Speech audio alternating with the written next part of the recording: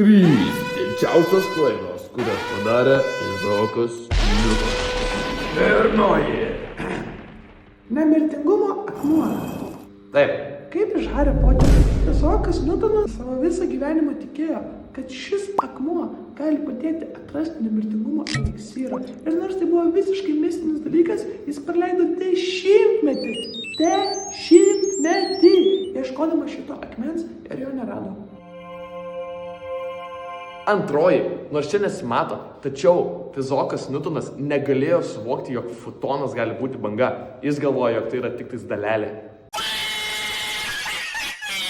Mums jau reikia eiti į pamoką, bet žodžiu, trečioji klaida jo buvo, tai kad jisai investavo į akcijas ir sugebėjo praknisti 20 000 poundų tuometinių. Ir išvertus iš šių laikų pinigus tai būtų milijonas eurų.